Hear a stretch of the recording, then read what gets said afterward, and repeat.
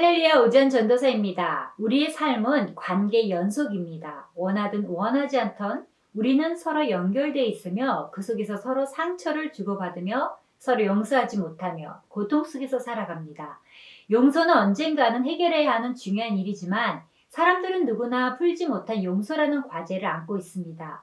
우리는 용서해야 하는 문제에 부딪힐 때마다 직면하기보다는 회피하거나 거부합니다. 또한 사람들은 원한을 품은 자에게 조언할 때 다 잊어버리라고 말합니다. 그러나 이것은 현실적으로 불가능합니다. 내가 상처받고 고통을 당한 일들은 결코 잊어버릴 수 없습니다. 아무리 세월이 흘러도 마치 어제 일처럼 생생하게 기억이 납니다. 그런데 사람들은 잊어버리는 것을 용서인 줄로 생각합니다. 이것은 용서에 대해서 크게 오해한 것입니다. 상처의 아픔은 사라질 수 있어도 상처 자국은 사라지지 않고 평생 남습니다. 마찬가지로 용서해도 여전히 과거의 기억은 사라지지 않고 죽을 때까지 남습니다. 요셉은 형들을 용서하기 쉬웠을까요? 그리스도인인 우리는 어떻게 해야 이 과제를 풀 수 있을까요? 오늘은 용서의 기원으로 성경을 배워요. 오 전도사와 함께 하시겠습니다.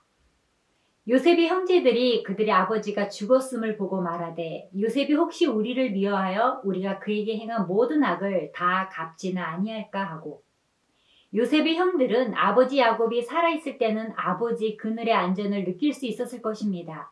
그런데 아버지가 세상을 떠났으니 슬퍼하기보다 요셉이 과거의 죄에 대해 자기들에게 보복하지 않을까 불안해하고 두려워하고 있습니다. 옛말에 얻어맞은 사람은 다리 뻗고 자고 때린 사람은 두려운 마음을 가지고 잔다고 했습니다. 그들은 그토록 여러 해 동안 요셉의 호의와 사랑을 체험하고도 지난날의 죄를 용서받았다고 확신할 수 없었습니다. 여기서 우리는 죄인의 일반적인 심리를 알 수 있습니다. 두려움은 죄 때문에 생긴 것입니다. 요셉이 아버지 야곱이 살아계실 때는 참았다가 돌아가신 뒤 안갚음을 하지는 않을까 두려워했다는 근심, 불안, 초조가 죄로 인해 눌려 사는 인생의 모습입니다. 여기서 주목할 것은 요셉의 형제들이 부당한 피해를 두려워한 것이 아니라 당연한 보복을 두려워하고 있다는 점입니다. 그래야 요셉의 환대 속에 어떤 흉계가 숨어 있을지 모른다고 생각하고 형들은 안심하고 살 수 있는 상황을 만들기 원해 요셉에게 다음과 같은 말을 합니다. 당신의 아버지가 돌아가시기 전에 명령하여 이르기를 너희는 이같이 요셉에게 이르라. 내 형들이 내게 악을 행하였을지라도 이제 바라건대 그들의 허물과 죄를 용서하라 하셨나니 당신 아버지 하나님의 종들인 우리 죄를 이제 용서하소서. 형들은 우리 아버지가 아니라 당신 아버지라고 말합니다. 당신을 특히 사랑했던 아버지의 말씀을 들어라는 의도입니다. 요셉의 형제들은 아버지 야곱의 유언을 근거로 하여 용서를 빌고 있습니다. 유언이란 대개 어떠한 상황에서도 이루어지는 것이 관례였으니 야곱의 유언은 형들에게 있어서 큰 방패막이가 될 수 있었을 것입니다. 그런데 성경에는 이러한 말을 하였다는 기록이 없습니다. 야곱이 요셉만 빼놓고 이런 유언을 했을까요? 정확히는 모르지만 요셉의 형들의 말이 사실인지 또는 그들이 지어낸 말인지 정확히 알 수는 없지만 요셉은 아버지가 형들을 용서하라고 명했다는 말을 전해 듣고 울었습니다. 요셉이 왜 울었을까요? 자신의 용서를 믿지 못하고 여전히 떨고 있는 형들 때문일까요? 아니면 잊고 있었던 그때의 쓰라린 기억들이 되살아나서였을까요? 요셉은 처음 만났을 때 울고 베냐민을 만났을 때 울고 재상봉할 때 울고 야곱을 만났을 때 울고 야곱이 죽었을 때 울고 형님들이 찾아왔을 때 웁니다. 이렇게 무려 7번이나 통곡하는 것을 볼 수 있습니다. 여러분, 그가 우는 것은 지금은 다 용서했는데도 불구하고 두려움 가운데서 살고 있었다는 것을 깨닫고 안타까이 여겨 형들이 불쌍해서 울었던 것입니다. 물론 형들은 용서할 수 없는 죄를 지었습니다. 그러나 요셉은 완전한 용서를 했습니다. 요셉이 각고 끝에 애굽의 총리가 되어 결혼하고 첫째 아들을 낳았습니다. 그 이름을 므낫세라고 지었습니다. 과거를 잊었다라는 뜻입니다. 둘째 아들을 낳고 이름을 에브라임이라고 지었습니다. 과거에 내게 주어졌던 아픔과 원한들을 내가 이제 다 잊었으니 2배의 결실을 얻었다 하고 만족했었습니다. 그러니까 지난날의 아픔과 얻은 그림자들을 다 지워버리고 용서했다 그 말입니다. 요셉은 형들을 만났을 때 곧바로 자신이 요셉이라는 사실을 밝히지 않았습니다. 왜 그랬을까요? 우리는 용서와 관련해서 이 점을 깊이 생각해 볼 필요가 있습니다. 용서에는 참된 회개가 선행되어야 합니다. 요셉은 감정을 억누르고 완전한 용서와 화해를 위해 그동안 대단히 사려 깊은 행동을 했던 것입니다. 형들을 정탐꾼으로 몰아 시므온을 억류시키고 다른 형들을 고향으로 보내 동생 베냐민을 데리고 오라고 요구할 때 형들에게 다시 한번 지난 일을 돌아보고 반성할 기회를 제공했습니다. 이때 유다가 형제들을 대표하여 요셉에게 과거의 잘못을 드러내고 회개했습니다. 그리고 요셉의 친동생인 막내 베냐민을 위하여 종이 되겠다고 희생을 자청했습니다. 이렇게 변화된 형들의 모습을 확인한 요셉은 희종들과 통역관을 물러나게 하고 자신이 누구인지 형들에게 밝히며 완전한 용서를 했던 것입니다. 그런데 형들은 불안해서 안 되겠다 싶었는지 요셉에게 와서 종이 되겠다고 합니다. 그들의 형들이 또 친히 와서 요셉의 앞에 엎드려 이르되 우리는 당신의 종들이니이다. 요셉이 그들에게 이르되 두려워하지 마소서 내가 하나님을 대신하리이까. 요셉의 보복을 두려워하는 형들에게 두려워하지 마소서 내가 하나님을 대신하리이까 라고 했는데 이것은 내가 하나님만이 하시는 행동에 간섭할 만한 권한이라도 가지고 있다는 말입니까? 라는 의미입니다. 성도들의 입에 내가 원수를 갚겠다라는 말을 하는 것은 불신앙의 태도입니다. 심판은 하나님의 고유 권한이기 때문입니다. 내 사랑하는 자들아 너희가 친히 원수를 갚지 말고 진노하심에 맡기라 기록되었으되 원수 갚는 것이 내게 있으니 내가 갚으리라고 주께서 말씀하시니라. 성경은 악을 악으로 갚지 말라고 원수 갚는 일은 하나님의 일이라고 말합니다. 요셉은 일평생 하나님을 대신하는 자리에 나가지 않았습니다. 당신들은 나를 해하려 하였으나 하나님은 그것을 선으로 바꾸사 오늘과 같이 많은 백성의 생명을 구원하게 하시려 하셨나니 당신들은 두려워하지 마소서 내가 당신들과 당신들의 자녀를 기르리이다 하고 그들을 강복한 말로 위로하였더라. 요셉은 형제들의 죄를 용서할 뿐만 아니라 한 걸음 더 나아가 그들과 그들의 자녀들까지 양육하겠다는 자비를 보여줍니다. 20절에 요셉은 고백합니다. 하나님께서는 형들의 악을 만민의 생명을 구하는 구원의 선으로 바꾸셨음을 고백한 것입니다. 바울은 로마서 8장 28절에서 하나님을 사랑하는 자, 곧 그 뜻대로 부르심을 입은 자들에게도 모든 것이 합력하여 선을 이루느니라고 하였습니다. 상대방이 나에게 악을 행하더라도 하나님이 허용하셨다면 악을 선으로 바꾸셔서 생명을 살리시는구나 하고 믿는 것입니다. 요셉의 하나님에 대한 지식이 신앙 고백으로 나타나고 그 신앙 고백과 함께 마침내 은혜 안에 용서하고 오늘의 본문대로 강복한 말로 위로까지 합니다. 요셉의 위대한 용서는 요셉의 덕이 아니요 요셉의 높은 인격도 아니요 요셉의 정치적 수완도 아닙니다. 오직 그의 믿음으로 형님들을 용서하게 되었다는 사실입니다. 45장 5절을 보면 당신들이 나를 이곳에 팔았다고 해서 근심하지 마소서 한탄하지 마소서 하나님이 생명을 구원하시려고 나를 당신들보다 먼저 보내셨나이다 라고 말씀합니다.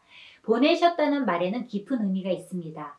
잘 아시는 대로 형님들이 동생을 팔아먹었습니다. 그는 분명히 팔려서 노예의 신분에 살았었습니다마는 팔려온 것이 아니라 하나님께서 보내셨다고 말합니다.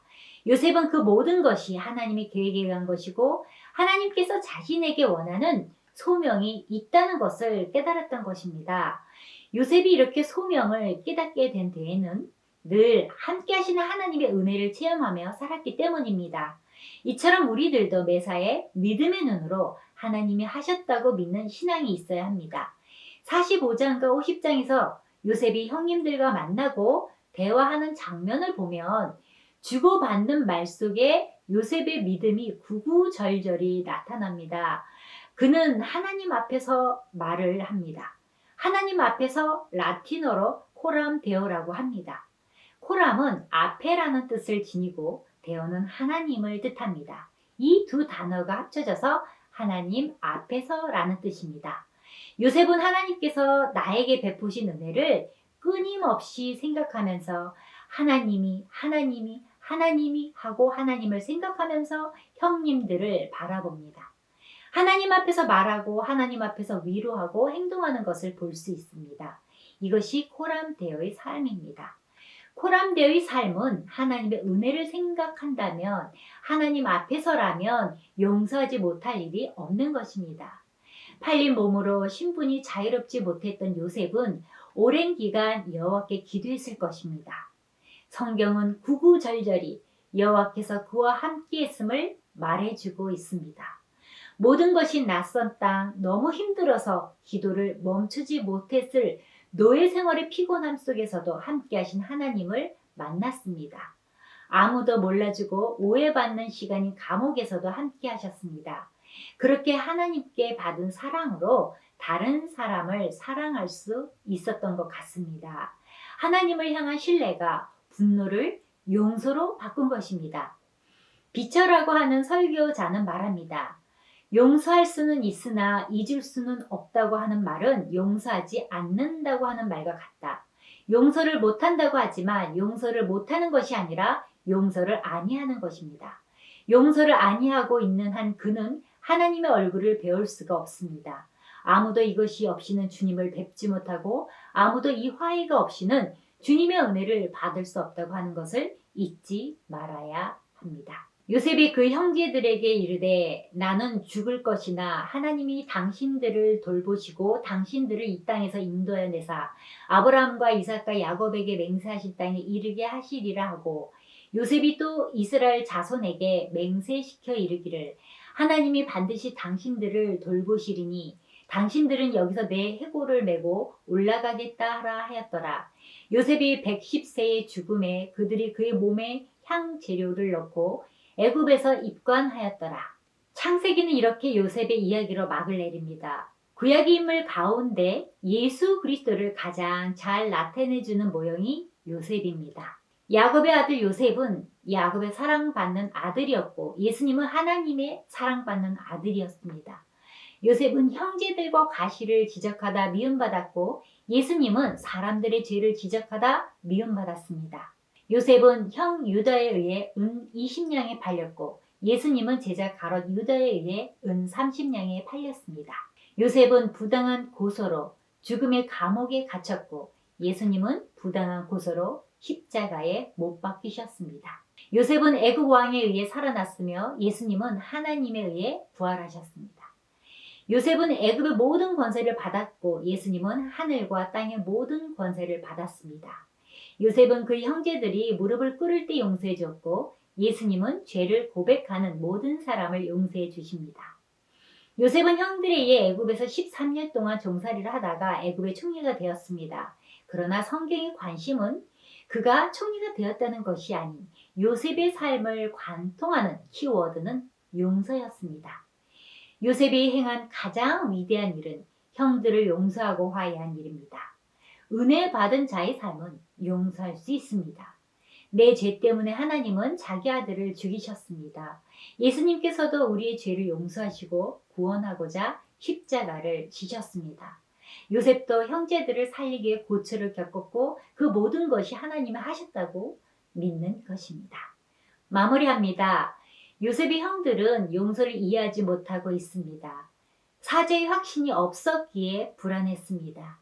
예수님을 믿는다는 것은 먼저 죄 용서에 대한 확신이 있느냐에 달려 있습니다. 마귀는 자꾸 우리를 정죄합니다. 그러나 예수님의 십자가는 용서와 구원입니다.